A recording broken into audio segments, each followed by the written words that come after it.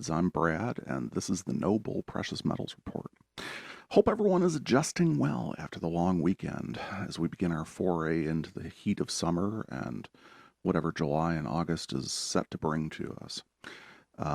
As you might have recognized or realized, I was gone last week and cut off from my charts and graphs and most of the other data that I collect. So if you want to, picture a doddering old guy wandering around aimlessly trying to find something to do in isolation, and you have a pretty good summary of exactly how I spent my summer vacation. But luckily, there wasn't too much going on. I had some apps that at least let me check some prices, and I had some social media groups to discuss theory. So my sanity remains as intact as it ever is.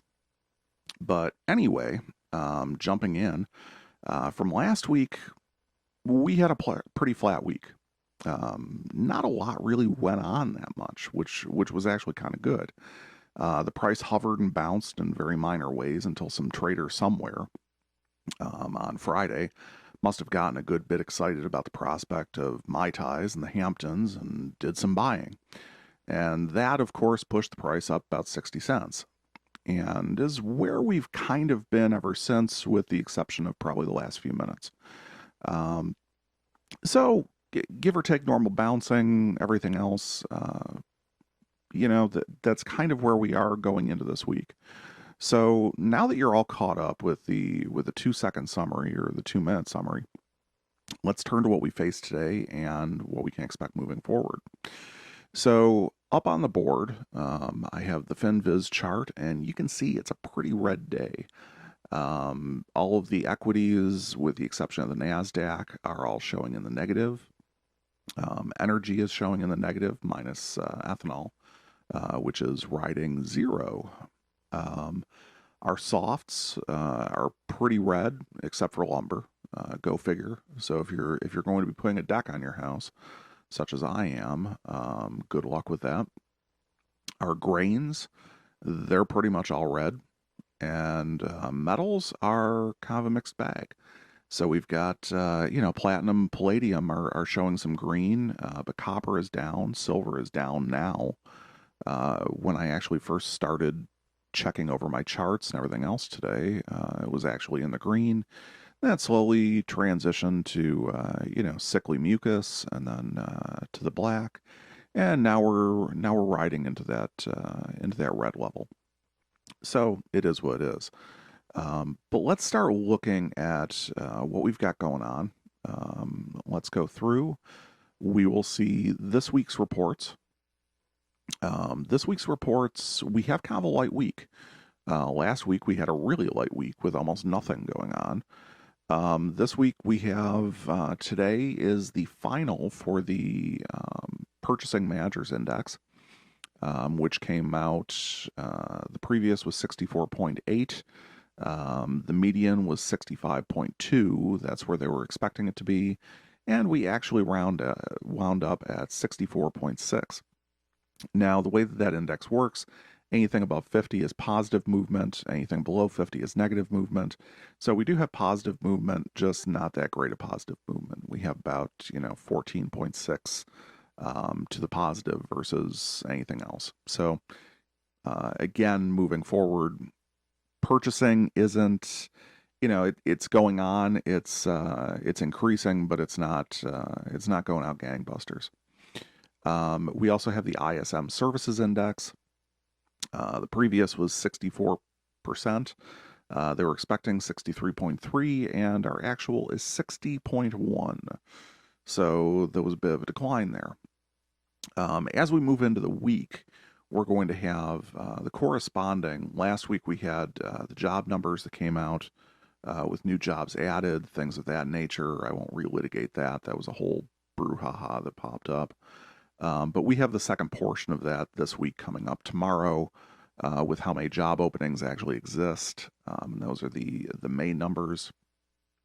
We will have the FOMC minutes. Great that the last time the FOMC had any type of comment, we saw the decline in prices of precious metals pretty decently. And, all sorts of claims of manipulation and everything else that goes along with any type of decline. But Thursday we've got the jobless claims again, as we normally have, but the big one is going to be consumer credit and watching that one. And right now, from the previous to the forecast, they're expecting that to remain consistent at 19 billion. But we'll see where that goes. That's going to be a driver, and also kind of factors into that whole outlook, spending capability, all of those things that kind of drive into the whole aspect of where our economic picture is going to be in the second half of the year. Finally, on Friday, we have wholesale inventories. So again, that's going to be a pretty decent driver, and we really need to pay attention to that. So I expect some interesting movements come Friday. So as we move through, we can see from this, just breaking into the 10-year Treasury, we have had some declines. So last week, from the 21st all the way through the 28th, the 30th, all the way through to July, we've seen steady decline, and we're currently riding at 1.4%, which is a great range. 1.4% is really decent, especially considering the average over the last 3 months has been 1.56, and the median is 1.58. So we're definitely seeing some downward movement there, which is incredibly counterintuitive compared to the inflation numbers that have come out, as well as a few other things. So we'll have to see where that goes. I do want to bring up market sentiment. Specifically, I'm not going to go into both because gold is pretty much doing the same thing it was, but we have had a certain change within silver. Our previous market sentiment had this contraction that was going on. We were starting to see that kind of waistband that was starting to form, but we can see here as we start moving into last week, we're seeing a bit of a diversion. We're seeing the speculators are going a little bit more short. We're seeing the funds are going a little bit more long, and we're seeing the actual sentiment mean and the metrics are starting to expand a little bit greater onto the short side. Again, these aren't huge movements, but it is something that as we start seeing it, it's starting to turn into a little bit of a different sentiment on the market. So we'll have to see where that goes.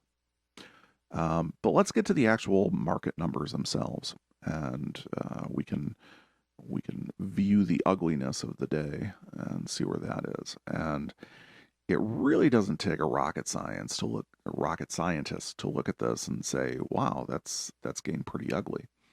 However, on the 5-day, we can start to look at where all this kind of came out. And again, with holiday weekends, these charts tend to get a little bit goofy from time to time. So it's one of those things that we just kind of have to work with what we have. But as we start to look at this, we can see that at the 5-day, which started July 1st for us, going through, we had this downward spike, or this downward curve that went underneath the VWAP, as well as underneath, even the -2 on the standard deviations from it. We did have that climb on Friday, which set us up where we needed to be. That carried through the weekend, and even as we started working through on the 4th, when we had that short period when the market was open, we can see where even that was starting to work through. When we reopened last night or this morning on the 6th, we can see that we were still holding momentum, everything else, and then after this high of 2688 at about 8:30 this morning, boom, we dropped it down a bit.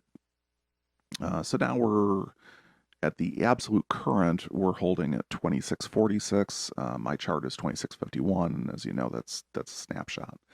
So if we start to look at what this was doing from the VWAP, we should be somewhere in the 2671 based off volume and price. And if we look at the intraday, really worth the same thing because of the same period. So that just gives you an idea. We're definitely heading into a downward trend.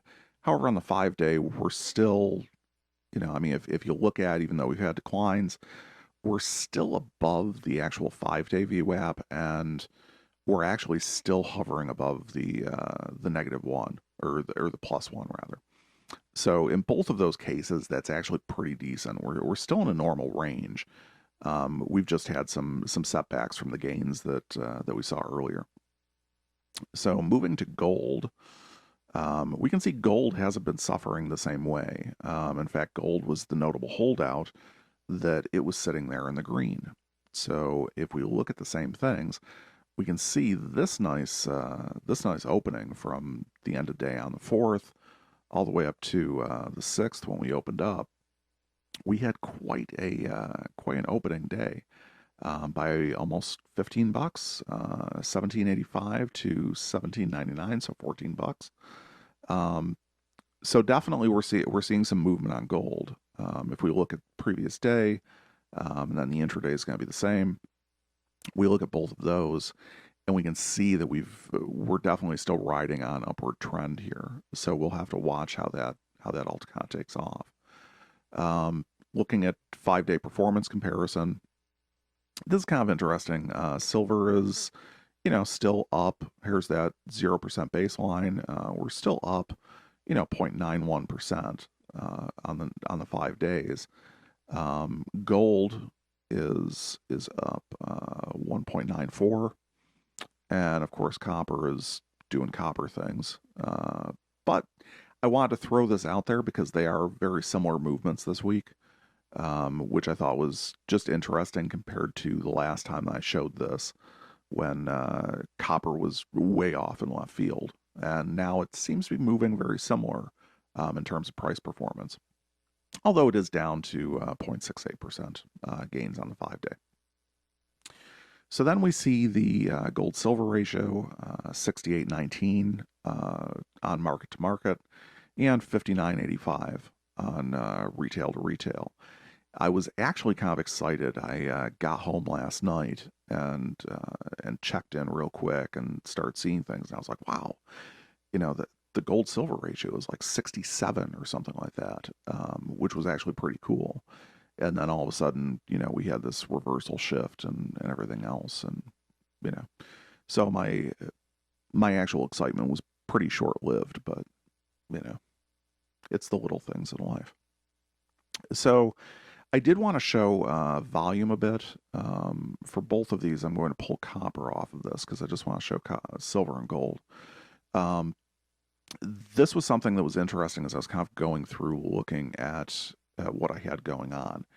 And as we start looking at this, so like for example in silver, we had on the 29th, we had 766,000 contracts that were traded. Which is like, wow, well, we really didn't see that much of a price movement on the 29th. So what's up with that? However, as we start going through and we start looking at the daily spikes, we start seeing things such as, 87,000, 102,000, 59,000. So this kind of moves into a lot of what I was talking about with previous weeks. Last week was a very high volume week. When we have spikes that are, 100,000 or more, that's pretty significant volume that goes on. But I did want to show that what effect did the 766,000 have on the actual price movement itself. And we can see here that I do want to change that.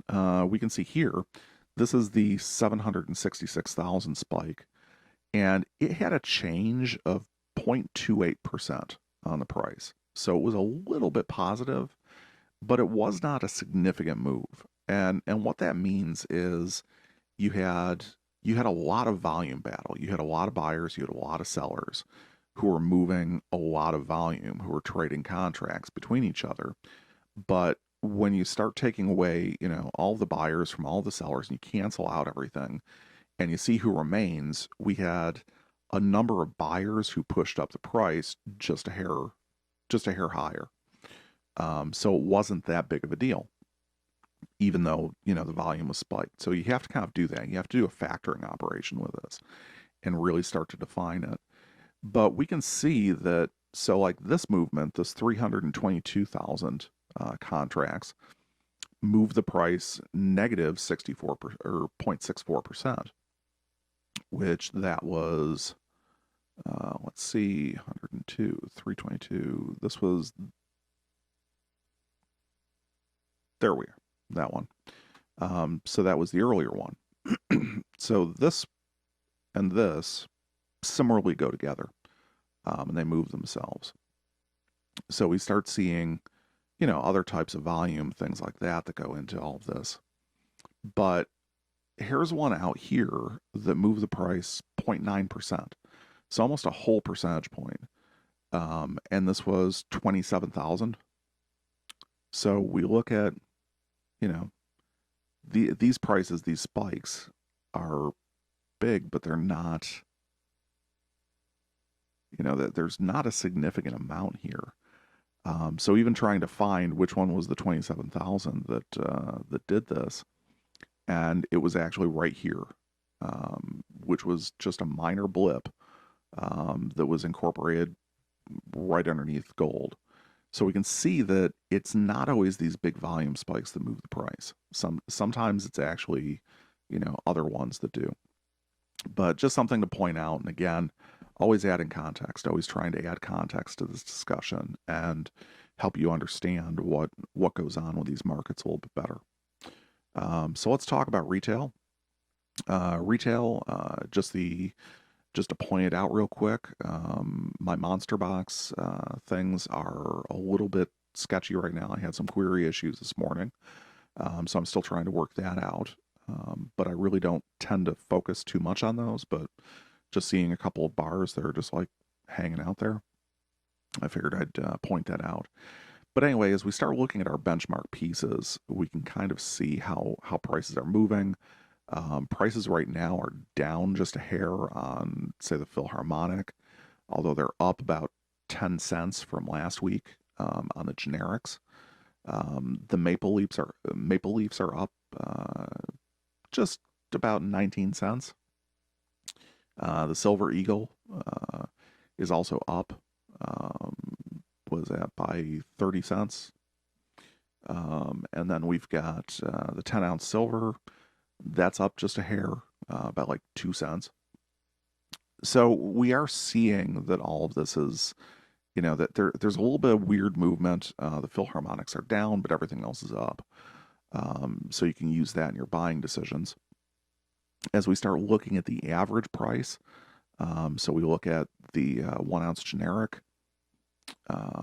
This one we can see that we have a low of 31.13, a high of 32.45, and the average at 31.65 with a median at 31.505.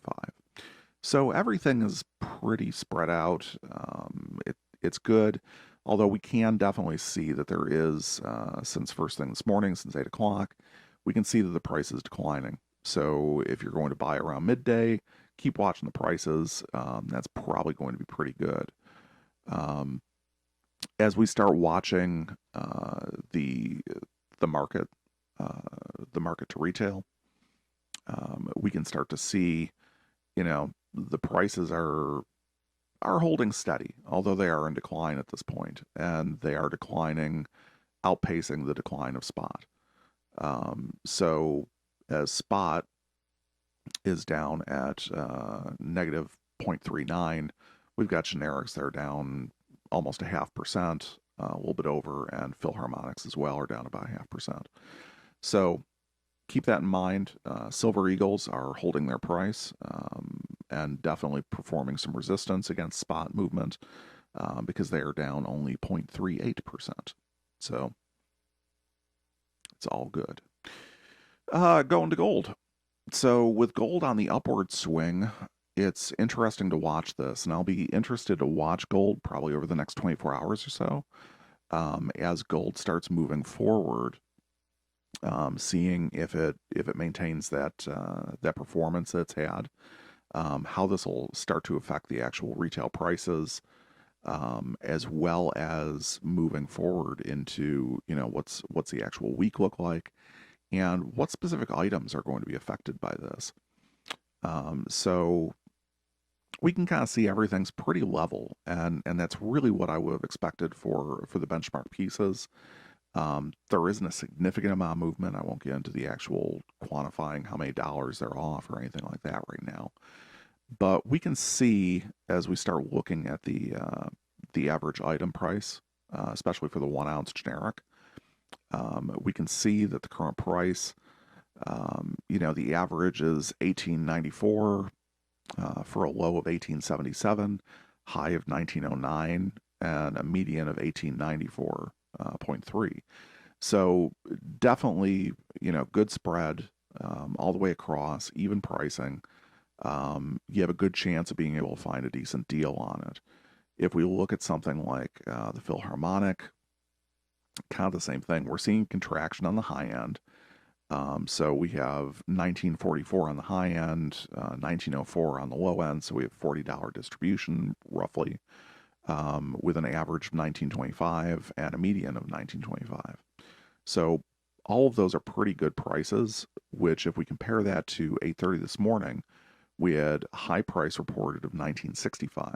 So there was a $20 drop at the high end of this stuff, which definitely affected things. So generally something to keep an eye out for. And as you go through, shop it all. Shop at a bunch of different places, things like that. Open up a bunch of different browser tabs, take a look, because that's all important stuff. You have to shop around for the best deal, because obviously you could lose anywhere from 40 to 60 bucks when you're shopping on gold such as that. And that's what that chart just showed. So as we see the gold to market retail, we can see that, the prices on retail have been pretty much keeping track with the spot. We can see that, our usual cast of aspirational pieces are a little bit higher. They're showing a little bit more resistance, but we're also seeing that the other pieces aren't. So the maple and the gold buffalo, both of those tend to ride a little bit lower. They do their thing, but then, everything from the kangaroo all the way to the generic, when you start looking at these prices, they tend to ride just a little bit on the higher side.